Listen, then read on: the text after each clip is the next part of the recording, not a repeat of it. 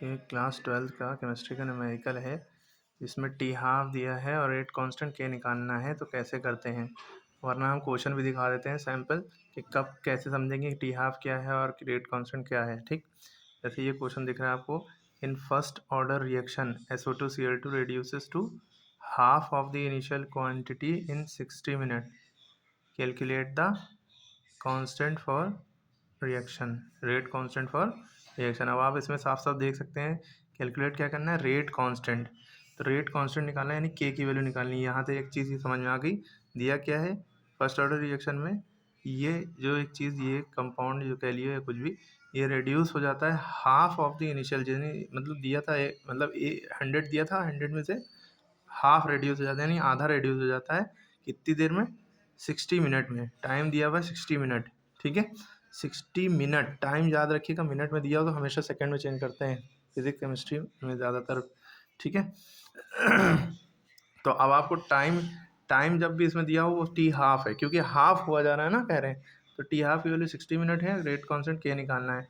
अब आपको इसके लिए फॉर्मूला क्या याद है, के का फॉर्मूला भाई सबको याद है, के बराबर 0.693 अपॉन टी हाफ, ये फॉर्मूला याद ही होगा, याद है ना। अब आप क्या करेंगे, इसके बाद वैल्यू रखेंगे 0.693 तो ऐसे ही लिखा अपॉन टी हाफ की वैल्यू 60 मिनट है। हमने बताया कि जब मिनट में दिया उसको सेकंड में चेंज करेंगे, तो 1 मिनट में 60 सेकंड होते हैं, 60 मिनट में 60 इंटू 60 सेकेंड, ठीक है। 60 से मतलब 60 से बस मल्टीप्लाई कर देते हैं जब मिनट को सेकंड में चेंज करते हैं। देखिए मिनट हट के सेकंड आ गया, ठीक। अब हम इसको मल्टीप्लाई कैसे करते हैं, 6 6 कितना होता है, 36, जीरो छुपा लिए पहले, 6 6 36 हो गया, जीरो छुपा हुआ था, अब 2 जीरो छुपाए थे, दोनों जीरो लगा दिए, यानी कि 60 मिनट में 3600 सेकेंड होते हैं। 60 मिनट मतलब 1 घंटा, 1 घंटे में हाफ होता है, और 1 घंटे में कितने मिनट होते हैं, 60 मिनट। तो 1 मिनट में कितने सेकंड होते हैं, 60 सेकंड, तो 3600 सेकंड 1 घंटे में होते हैं, याद रखिए। तो टी हाफ की जगह पे हम क्या रख देंगे, 3600 सेकंड रख देंगे, 3600 सेकंड रख देंगे, ठीक है, ये हो गया। अब मुद्दा ये है कि यहाँ पे बहुत से बच्चे क्या करेंगे, डिवाइड करने की कोशिश करेंगे, यहीं से भटक जाएंगे और डिवाइड तो करने में लाले लग जाएंगे। आप क्या करिए कि यहाँ भाई पॉइंट लगाए, पॉइंट उड़ा दिए, पॉइंट के 1 2 3 नंबर है तो 3 जीरो लगा लिए, ठीक, ये 3 जीरो लगा लिए। अब आपके पास एक्चुअली क्या बचा, 693 अपॉन 36।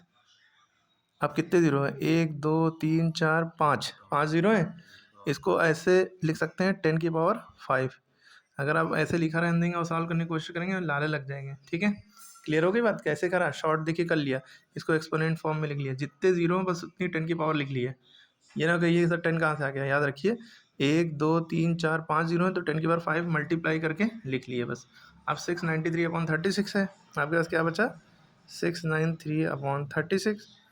अब 10⁵ है नीचे, अब आप इसको ऊपर ले जाएंगे, ऊपर मल्टीप्लाई में ले जाएंगे तो 10⁻⁻5 हो जाएगी, क्या हो जाएगी, -5, ये भी याद रखिए।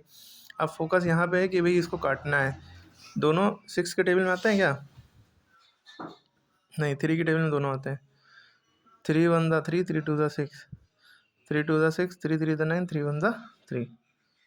यहाँ तक समझ में आई बात, हाँ, 3 2 5 1 6, 3 के टेबल में अभी भी आते हैं, 3 4 दा 12, 3 7 दा 21, और फिर 21 में 3 7 दा 21। अब हमारे पास देखिए क्या हो गया, 77/4 इंटू 10⁻⁻5। इसके बाद क्या करेंगे आप, अब यहाँ से इसको डिवाइड करिए, कोई बच्चा अगर इसको डिवाइड करने लग जाएगा तो बहुत टाइम लग जाएगा, ठीक है। अब यहाँ से इसको डिवाइड करिए, 4 से 77 को काटना तो कटेगा तो है नहीं है, 4 से 77 को आप डिवाइड करिए। अब डिवाइड कैसे करते हैं, ये 1 डिजिट का नंबर है, ये 2 डिजिट का, तो पहले 1 डिजिट का छुपा लिए, देखिए 4 से बड़ा है 7, ठीक है बड़ा है, 4 के टेबल में 7 तो आता नहीं, लेकिन 4 आता है 1 बार में, 2 बार में 8 ज़्यादा हो जाएगा, तो 1 बार में 4 आता है, माइनस किया 3 बचा, अब ये 7 छुपाया तो उतार लिया यहाँ, 37 हो गया। 4 के टेबल में 37 नहीं आता, 36 आता है, 4 9 दा 36, बचा 1, पॉइंट लगाया 0 बढ़ाया, 4 2 दा 8, बचा 2, पॉइंट लगा 0 बढ़ गया, 2 5 दा 10। 4 5 20 सॉरी। तो ये होता है कि पॉइंट एक बार लगा होता है, जीरो अपने आप बार बार इनफाइनाइट बार बढ़ता जाता है। 19.25 आया, इसको डिवाइड किया, हमारे पास क्या आया 19.25 इंटू 10⁻⁻5। यहाँ तक समझ में आई बात? 19.25। अब फिजिक्स में एक स्टैंडर्ड नोटेशन होता है, ये पॉइंट जो है हमेशा फर्स्ट डिजिट के पहले होना चाहिए। ये फर्स्ट डिजिट है, इसको पॉइंट को इधर लाएंगे तो 1.925 इंटू 10⁻⁻5 था। पॉइंट एक डिजिट लेफ्ट साइड आया है तो पावर +1 हो जाती है, याद रखिएगा। ठीक है, ये लॉजिक है। दो डिजिट फांदते तो पावर +2 हो जाती, 3 डिजिट फांदते पावर +3 हो जाती, क्योंकि एक ही डिजिट फांदना है, क्योंकि पहला डिजिट यही है, दूसरे डिजिट के बाद पॉइंट है। ठीक है, तो अब हम इसको 1.925 10⁻⁻5 में तो बन गया 4 बचा, लेकिन साइन माइनस का लगेगा, क्योंकि 5 बड़ा है, साइन माइनस है, इसलिए वो लगा। क्योंकि हमने रेट कांस्टेंट निकाला, रेट कांस्टेंट की यूनिट क्या होती है, पर सेकेंड। इसको ऐसे भी लिख सकते हैं, सेकेंड इनवर्स। ठीक है, ठीक, ये हो गया, आंसर आ गया। मुद्दा यहाँ पे यही है कि कैलकुलेशन देखिए ध्यान से, जिसको मैथ नहीं आती, मैथ नहीं दी है, उसके लिए बहुत दिक्कत है। स्टेप बाय स्टेप देखिएगा, यहाँ से बस ध्यान रखिएगा, हर सवाल में फिजिक्स केमिस्ट्री का कोई भी सवाल इस तरह का हो, क्या करना है, अगर जीरो है तो उनको 10 की पावर में लिख लिए। सवाल देखिए कितना आसान दिखने लगता है वहीं से, चाहे ऊपर हो चाहे नीचे। फिर उसके बाद बस ऐसे ही स्टेप बाय स्टेप जो कट रहा है काटते जाइए। यूनिट का ध्यान रखिएगा, पर सेकेंड, सेकेंड इनवर्स, या आप इसको यहाँ पे डायरेक्ट ये भी लिख सकते थे, S इनवर्स।